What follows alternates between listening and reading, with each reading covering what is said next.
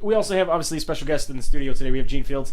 You are the owner and main head trainer over at Team VooDoo? Team VooDoo at Bad to the Bones Gym over on 1226 7th Street in Modesto. In Modesto. Now, didn't you have a gym in Turlock? Yes, I did. Or do you still have a gym in Turlock? No, I don't. Just moved? I don't like Turlock anymore. Well, I'm not going to mention any names. So I recently read an interview. Actually, we had an interview with Michael McDonald recently, and he said that he actually got his start with you. Yes, he did. Both him and his brother. I had also read somewhere that his brother was getting in a lot of fights. Justin Smiley was getting in a lot of fights at school. And Smitley, yeah. Smitley, sorry. Yeah, yes, he and was. you basically said, why don't you do this where you can do it basically Yes, I legally? did. Well, you see how he's been winning. You see his hands, right? Well, you know he came from me. He's a good boy. Yeah, they're good for him. I have nothing bad to say about them whatsoever. It's great to know that you worked with somebody who's in the UFC and got that far because of something that you did or created or helped to do. It's always your great joy is to have someone, to be a champion. And the nice thing is he's not the only one I've had, but he's probably the most lucrative in the area because he's the one who's on top right now. So why do you think he went from your gym over to Oakdale MMA? I don't want to go into that. Okay. Said not to mention any names. Well, can I mention one big name that obviously you trained, Carter Williams? Yes. Okay, and I mean, obviously he was making a name for himself early 2000s, and winning championships. 2003 was the first, the youngest American to ever win the K1 World Championship in Las Vegas.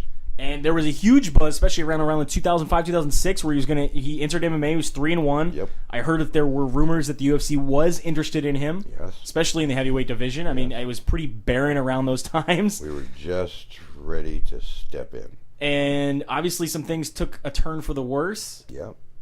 He has a lot of personal issues. We got into drugs. That's what I've heard. Yeah, and obviously, obviously, it's not just what I've heard. I mean, it happened at Strikeforce. He got busted for cocaine. Yeah, it was with that fight, and he had tested positive that night, and it all went downhill from there. But I've also heard some rumors now that he is maybe on a comeback, on an up and up, going back in MMA. He just had his first fight in this year, correct? Yeah, he fought Huckabee at West Coast Fighting Championships. Yeah, he lost that fight, and I sat down with him and had a long talk. And it's been 10 years since we parted company, but I said, there's still some things you can do, and he's got the probables of being able to step back up to the top. And I mean, he could be the heavyweight champion in UFC again. But you have to learn what the evils were that created the problems in the beginning. Because once he left, I was upset about it. But I mean, it was all downhill for him from there. And I don't want to see that happen to anybody, regardless of the situation. I mean, I obviously, like I said, a lot of people talk about how he's one of these guys who had all the talent in the world and just disappeared off the map.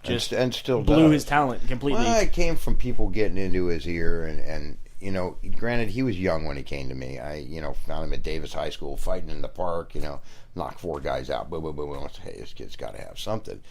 I immediately bring him to me. He's living with me, and he stayed with me for almost 10 years. He's my son. And he never really had that outside social influence to realize where the snakes were. And then when the snakes came in, it was a new thing for him, and he grasped that, which he shouldn't have, but he did. And then there was other ones who came in and tried to throw in the color issue too. Right. Why is this guy doing that? Why aren't we doing this with you? And it came down to be, his own worst enemy. With the sport being so big now, don't you think that the side distractions are actually going to be bigger? Oh yeah, I agree. It's going to be hard as hell. But I told him I'm willing to work at it if he's willing to work at it. And I go, Jesus, boy, if I gave you 20 years of my life then, and I'm willing to do it again, it's got to be something. So you've got to take it at face value. So, he says he's willing to try. We're slowly getting back to it. Is the focus going to be on MMA or kickboxing, or both? I want to go for both. I believe he can get in there, and I believe we can take a title out of Glory. I don't want to deal with K1 because they're a bunch of losers.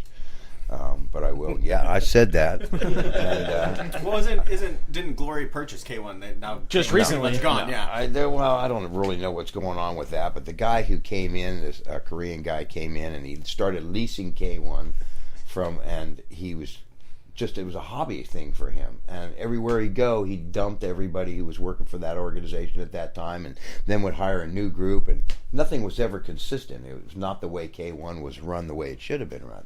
So I believe in just getting away from that. But I definitely feel if he gets on the stick and I can keep him clean, which is mentally and physically, which is going to be the hardest thing, and keep the snakes out of his head, I firmly believe we could take both titles, and I want to do it because we would be the first to do it, Right. holding a kickboxing world title and a UFC world title. I mean, the closest you got is obviously Alistair Overeem, who was holding the K1 world title. Right. He was holding the Strikeforce world Right, title right, and right. holding the Dream world title. Exactly. So, I mean, those couple of those you can't get anymore because Strikeforce isn't there, and we had that opportunity and blew that. The Dream thing, and like I said, not dealing with K1, but I firmly believe if he gets to it, and it'd be great because it just shows that how you can fall down and you can get your ass back up and do this. Because in our sport, especially with MMA, there's a few good guys out there, but most of us, we come from a different background. That's why we do what we do.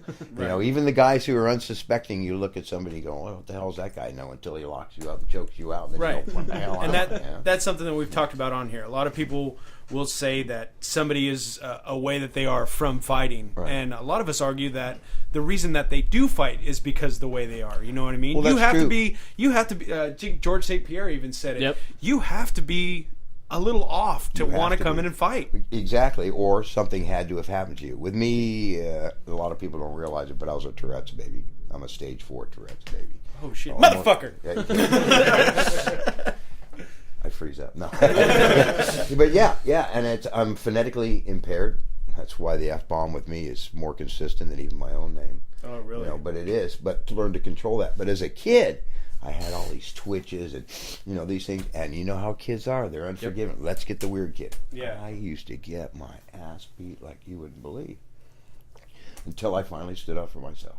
Yeah. And that was it, And that really brought me into why I hated bullies so much and why I wanted to train other people to be against bullies and be anti-bully and do what I do, like work with the school district and stuff with kids, to give them the edge that they never had from anybody else. So I think, it works in the long run. Say you were given, obviously you got a little bit of ways to go with Carter Williams. Say you're given a UFC, who would you like to see first, him face first? I mean, would you, obviously, in heavyweights? Well, I would like to go at least. Who's somebody you think he matches up well against? Obviously, the big goal is the champion, whoever's champion at the time. But who would be a good start? Well, he'd have to get through like Nelson and a few of those guys, which because with his stand-up skills, when he was on key, he was fast enough with his stand-up skills to where they couldn't get him down. And when his movement and when he'd follow up, you've seen his thighs, you've seen his legs. You shoot on that boy and he kicks you, you're going to go down. I don't give a damn who you are. I've rolled with him before. It's not fun. No. Was it pre-shower? But but definitely, but I mean, and he has been working on his ground game, granted, and he's working his way up. And it's still a little suspect, but he is getting there, and it's more of an improvement than it was. And like you say, it's going to take... When you build a Ferrari, you've got to keep it tuned all the time. When you let it sit in the garage for 10 years, you got to rebuild that whole damn car again. And I'm not saying, hey, I did it from the ground up, but basically, and it's got to be the same way we did it before, or it will not work. And that's what he's got to get used to. Do you see the heart and the fire? Do you see that?